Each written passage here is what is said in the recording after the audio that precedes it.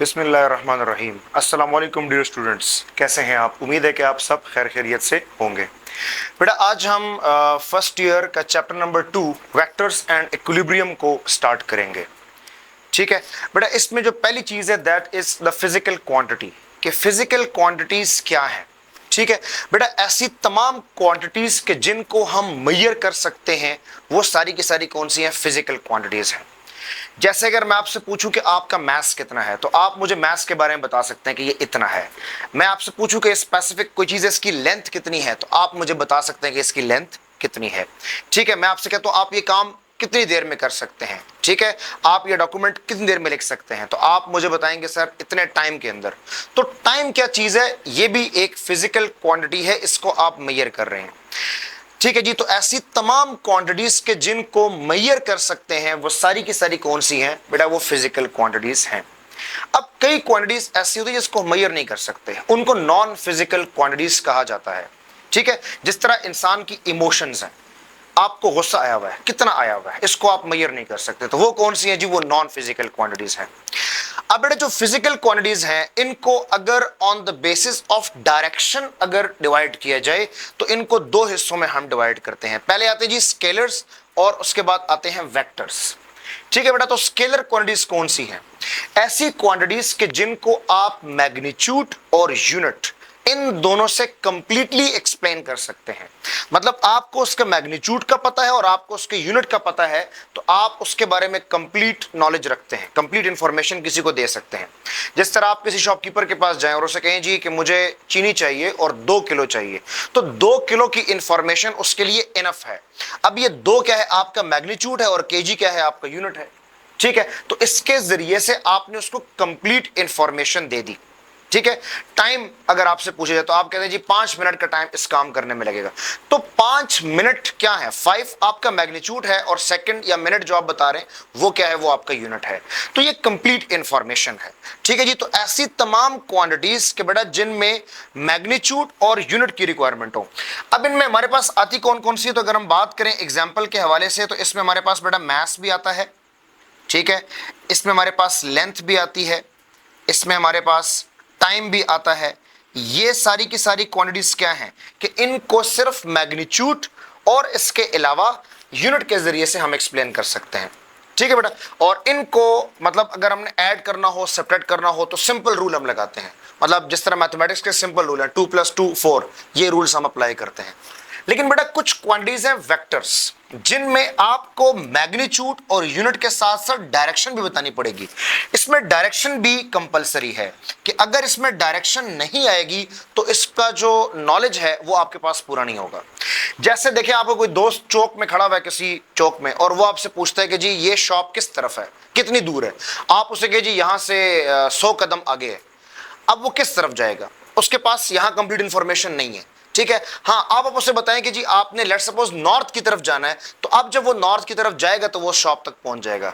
लेकिन अगर आपने उसको डायरेक्शन के बारे में नहीं बताया तो वो हो सकता है ईस्ट की तरफ चला जाए, वेस्ट की तरफ चला जाए, तो क्या वो पहुंचेगा? नहीं पहुंचेगा।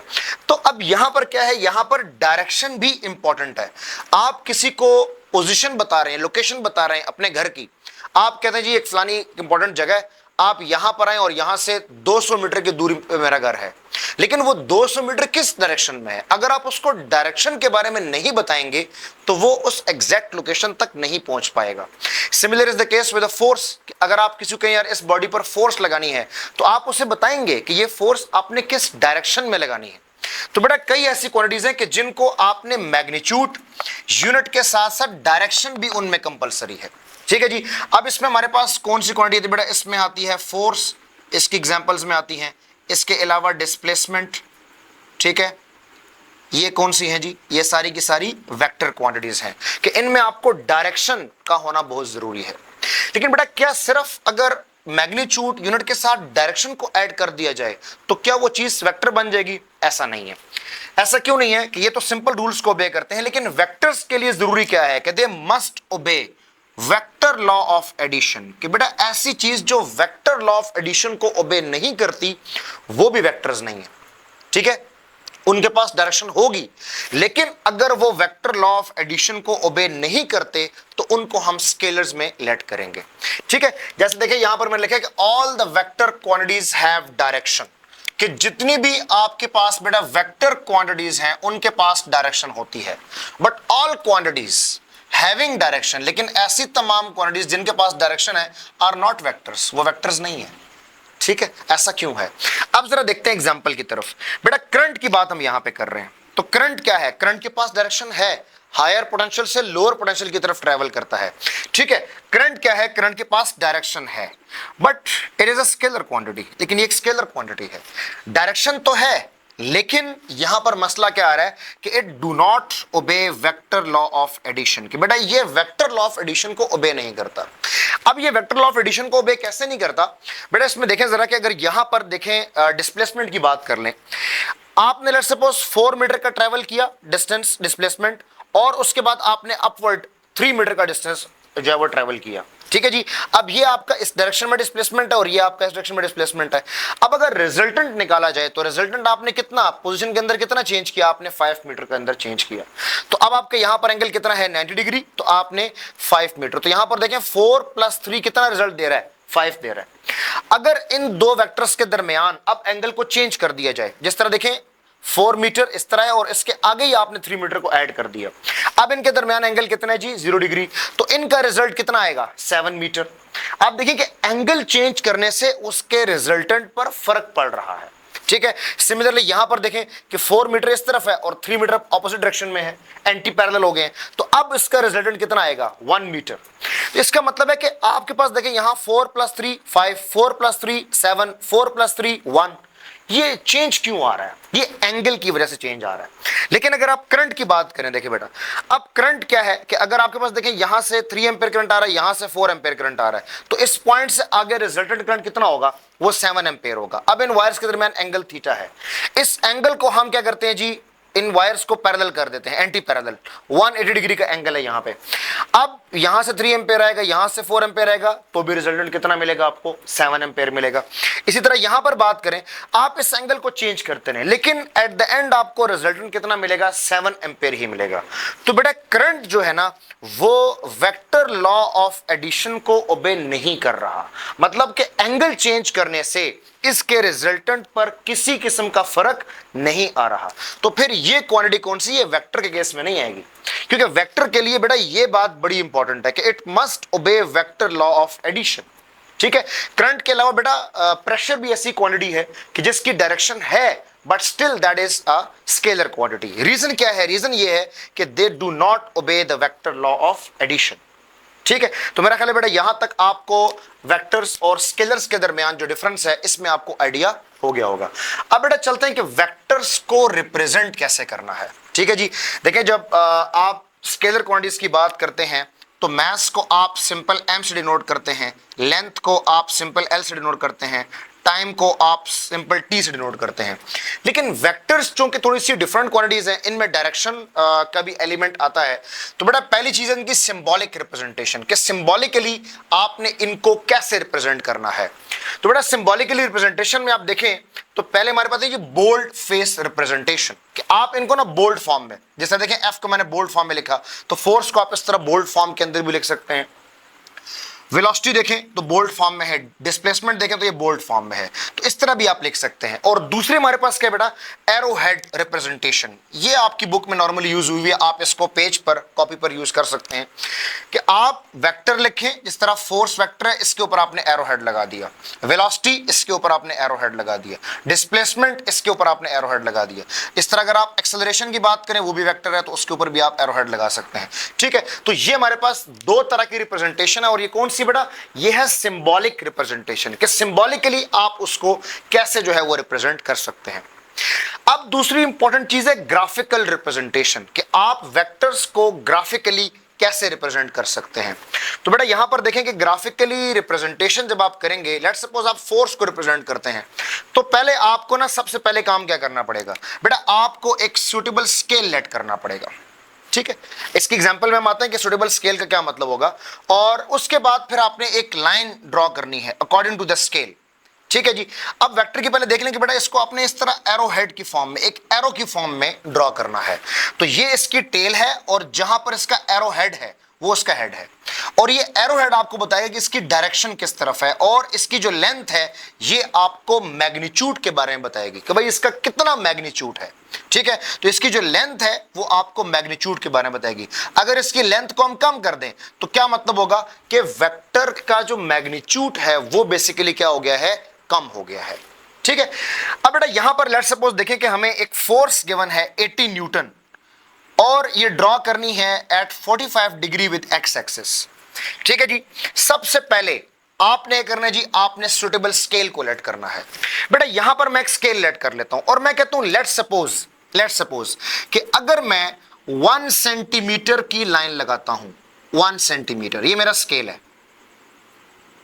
इसको मैं लेट कर रहा हूं कि 1 सेंटीमीटर की लाइन है, इसका मतलब होगा 10 न्यूटन की फोर्स। इसका क्या मतलब होगा, 10 न्यूटन की फोर्स। बेटा दूसरा काम क्या करना है आपने, नेक्स्ट है जी ड्रॉ अ लाइन। आपने एक लाइन ड्रॉ करनी है ऑफ सेलेक्टेड मैग्नीट्यूड, उसका मैग्नीट्यूड आपने सेलेक्ट करना है अकॉर्डिंग टू द स्केल। जो आपने स्केल लेट किया है उसके अकॉर्डिंगली आपने मैग्नीट्यूड वाइज एक लेंथ को ड्रॉ करना है। अब देखें, मुझे 1 सेंटीमीटर की लाइन पर अगर 10 न्यूटन मिल रहे हैं तो बेटा मुझे 80 न्यूटन ड्रॉ करनी है, तो मुझे कितने सेंटीमीटर की लाइन लगानी पड़ेगी। ठीक है, आप देखें 1 सेंटीमीटर 10 न्यूटन, तो बेटा 80 न्यूटन के लिए मुझे 8 सेंटीमीटर की लाइन लगानी पड़ेगी। तो ये जो लाइन है इसकी लेंथ कितनी होनी चाहिए, इसकी लेंथ 8 सेंटीमीटर होनी चाहिए। अगर इसकी लेंथ 8 सेंटीमीटर है तो इसका मतलब हो कि ये कितनी है, ये 80 न्यूटन की फोर्स है। ठीक है, तो ये फोर्स जो हमारे पास हमने ड्रॉ की है, तो इसकी लेंथ कितनी होनी चाहिए, 8 सेंटीमीटर। और उसके बाद हमारे पास क्या है लास्ट में, उसके लिए जो नेक्स्ट हमारे पास पॉइंट है तो वो क्या है कि आपने क्या करना है, put an arrow head in the direction of vector, कि जिस तरफ वेक्टर की डायरेक्शन है उस तरफ आपने क्या करना है, आपने एरो हेड पुट करना है। तो देखें यहां पर हमारे पास डायरेक्शन क्या है कि theta 45 degree with X axis, तो एक्स एक्सिस का कितना एंगल बना रहा है, 45 डिग्री। तो यहां पर आप लाइन ड्रॉ करेंगे और इसके टॉप पर आपने एरो हेड लगा देना है। ठीक है, तो ये एरो हेड क्या शो करेगा, ये उसकी डायरेक्शन को शो करेगा। और बेटा इसकी जो लेंथ है ना, ये मैग्नीट्यूड को रिप्रेजेंट कर रही है। अब इसे क्या मतलब है कि अगर यहां पर गिवन होता कि ये फोर्स 100 न्यूटन आपने प्लॉट करनी है, तो फिर आपको इस स्केल के मुताबिक इस लेंथ को 10 सेंटीमीटर रखना होता, और सिमिलरली अगर ये 50 न्यूटन गिवन होती तो फिर आपको इस लेंथ को कितना करना होता, यहां पर आपको 5 सेंटीमीटर की लाइन लगानी पड़ती। ठीक है, तो ये तो बेटा ग्राफिकल रिप्रेजेंटेशन है, लेकिन अब वेक्टर को रिप्रेजेंट करने के लिए हमें कुछ सिस्टम्स की जरूरत पड़ती है जिनको हम कहते हैं रेक्टेंगुलर या कार्टेशियन कोऑर्डिनेट सिस्टम। ठीक है जी, अब कोऑर्डिनेट का मतलब क्या होता है कि कोई इसकी लोकेशन का सिस्टम आपने ड्रॉ करना है। ठीक है, तो आप देखें कि प्लेन के लिए हमारे पास क्या होगा, तो प्लेन के लिए हमारे पास आते हैं बेटा 2 म्यूचुअली परपेंडिकुलर लाइंस। आप देखें कि 2 लाइंस हमारे पास और ये परपेंडिकुलर है। ठीक है, ये वाला एक्स एक्सिस को रिप्रेजेंट कर रहा है और ये वाला y एक्सिस को रिप्रेजेंट कर रहा है। ठीक है जी, तो यहां पर हमारे पास x की पॉजिटिव वैल्यूज हैं, यहां पर y की पॉजिटिव, x की नेगेटिव और y की नेगेटिव, ये वैल्यूज हैं हमारे पास। अब बेटा यहां पर अगर हमने वेक्टर को ड्रॉ करना है, जिस तरह देखें ये वेक्टर मैंने ड्रॉ किया और इसकी पोजीशन p है a और b, तो बेटा ये a और b क्या रिप्रेजेंट कर रहे हैं, ये सीक्वेंस हमारे पास है x y z वाला, तो ये x और ये y, इसका मतलब है कि ये बता रहा है कि इसका x एक्सिस के अलोंग क्या कोऑर्डिनेट है, x एक्सिस के अलोंग क्या कोऑर्डिनेट है।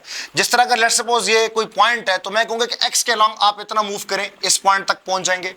अगर आप b क्या है, b के y के अलोंग आप कितना मूव करेंगे, इस पॉइंट तक पहुंचे। अब इन दोनों पॉइंट्स को अगर आप मीट करते हैं तो आप इस लोकेशन तक पहुंच जाते हैं। तो ये क्या है, ये कोऑर्डिनेट्स हैं। ठीक है, जो आपको x और y प्लेन के अंदर मिल रहे हैं, और ये क्या है कि ये हमेशा 2 परपेंडिकुलर लाइंस हैं।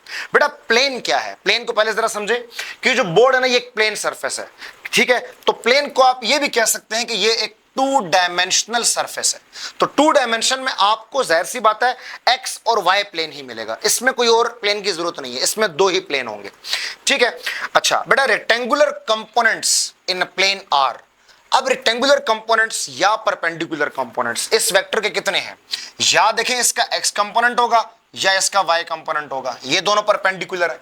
ठीक है, तो rectangular components in plane are 2, ये कितने होते हैं बेटा, ये 2 होते हैं सिर्फ, ये चीज आपने याद रखनी है। लेकिन ये कंपोनेंट्स कौन से हैं, ये रेक्टेंगुलर कंपोनेंट्स हैं। अच्छा, अब दूसरी बात कि अगर हमें इस कोऑर्डिनेट सिस्टम में किसी पॉइंट को लोकेट करना पड़ जाए, तो to locate a point in a plane, किसी प्लेन में अगर हमें पॉइंट को लोकेट करना है तो वी नीड 2 कोऑर्डिनेट्स। बेटा हमें 2 कोऑर्डिनेट्स चाहिए एंड 1 एंगल, हमें एक एंगल भी चाहिए होगा, सिर्फ एक एंगल से हमारा गुजारा चल जाएगा। देखिए यहां पर अगर आपको एक्स एक्सिस के साथ ये वाला एंगल गिवन है तो आप उसकी डायरेक्शन के बारे में बता सकते हैं, ठीक है। और अगर आपको कोऑर्डिनेट्स भी गिवन है तो आप उसकी पोजीशन के बारे में भी आसानी से बता सकते हैं। अच्छा बेटा, यहां पर एक इंपॉर्टेंट चीज है कि the components of vector in plane, कि प्लेन के अंदर वेक्टर के कंपोनेंट्स कितने बन सकते हैं। ऊपर जरा गौर करें, वहां पर हमने बात की है रेक्टेंगुलर कंपोनेंट्स की, लेकिन वैसे कंपोनेंट्स कितने बन सकते हैं, तो वैसे कंपोनेंट इनफाइनाइट कंपोनेंट बन सकते हैं, आपकी मर्जी है, जितने मर्जी आप बनाएं। तो components of vector in plane are infinite, ठीक है। ये कितने होंगे, ये इनफाइनाइट होंगे। अब बेटा बात आती है कि अगर हम 3 डायमेंशनल के अंदर, जिस तरह देखिए यहां पर अब बोर्ड पे आप किसी इसकी लोकेशन को फाइंड कर सकते हैं, लेकिन अगर जिस तरह रूम है, उस रूम के अंदर कोई चीज पड़ी हुई है, तो बेटा सिर्फ एक्स और वाई पे तो काम नहीं चलेगा कि आप एक्स के अलोंग इतना मूव करें, वाई के अलोंग इतना मूव करें, नहीं। अब आपके लिए क्या होगा, अब आपको जेड एक्सिस को भी इन्वॉल्व करना पड़ेगा। क्यों, आप स्पेस की बात कर रहे हैं, और स्पेस क्या होता है, ये हमारे पास होता है बेटा 3 डायमेंशनल। तो जब इसकी 3 डायमेंशन आ गई हैं तो फिर हमें 3 परपेंडिकुलर एक्सेस चाहिए होंगे, ठीक है। तो इसीलिए हम कहते हैं कि फॉर स्पेस यहां पर क्या होगा, 3 म्यूचुअली परपेंडिकुलर लाइंस। अब बेटा उन लाइंस को बोर्ड पे ड्रॉ तो नहीं हो सकते, लेकिन यहां पर देखिए ये एक्स है, ये वाई है, और जेड बेसिकली किधर होगा, आउटवर्ड होगा, ठीक है। इस तरह यहां पर -x -y, और बोर्ड के इनसाइड क्या होगा, हमारे पास -z होगा, ठीक है। तो अब अगर हम स्पेस के अंदर किसी भी वेक्टर को रिप्रेजेंट करेंगे तो वहां पर हमें 3 एक्सेस की जरूरत पड़ेगी, 3 एक्सेस की, एक्स की भी, वाई की भी और जेड की भी। इसी तरह बेटा अगर हम यहां पर बात करें तो रेक्टेंगुलर कंपोनेंट्स इन स्पेस, किसी वेक्टर के जो रेक्टेंगुलर कंपोनेंट्स है स्पेस में, तो बेटा अब इसका कंपोनेंट एक्स के अलोंग भी होगा, वाई के अलोंग भी होगा और जेड के अलोंग भी होगा। तो कितने होंगे जी, ये हमारे पास होंगे 3, ठीक है जी। ये कितने होंगे बेटा, हमारे पास 3 होंगे। लेकिन अब देखें कि अगर हमने किसी पॉइंट को, जिस तरह इस पॉइंट को मैंने लोकेट करना है, तो बेटा मुझे ना 3 कोऑर्डिनेट्स चाहिए होंगे। तो मुझे उसका एक्स एक्सिस का भी पता होना चाहिए, मुझे उसके वाई एक्सिस का भी, और अब जेड एक्सिस की बात भी आ रही है, क्योंकि ये बात कहां आ रही है, ये स्पेस में आ रही है। तो फिर मुझे यहां पर वी नीड 3 कोऑर्डिनेट्स, ठीक है, कि हमें 3 कोऑर्डिनेट्स की जरूरत है एंड 3 एंगल्स। और हमें एंगल्स यहां पर अब कितने चाहिए होंगे बेटा, हमें 3 एंगल्स की जरूरत होगी।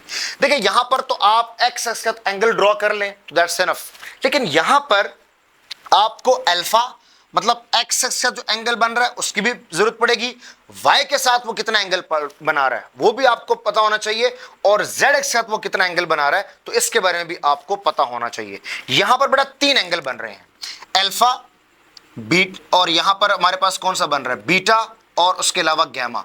जो अल्फा है तो ये किस एक्सिस के साथ है, ये है एक्स एक्सिस के साथ, बीटा जो है ये के साथ है वाई एक्सिस के साथ, और गैमा किसके साथ है बेटा, ये जेड एक्सिस के साथ। तो ये 3 एंगल्स जो हैं वो यहां पर बन रहे हैं, ठीक है। और आप इनकी डायरेक्शन देखें कि एक्स के साथ ये डायरेक्शन होगी, वाई के साथ जो है वो इस तरफ एंगल हम लेंगे, और जेड की डायरेक्शन भी यही होगी हमारे पास। जबकि यहां पर जो हम बात करेंगे तो हमेशा हमारे पास एंटी क्लॉकवाइज डायरेक्शन में हम एंगल को लेट करते हैं, ठीक है बेटा।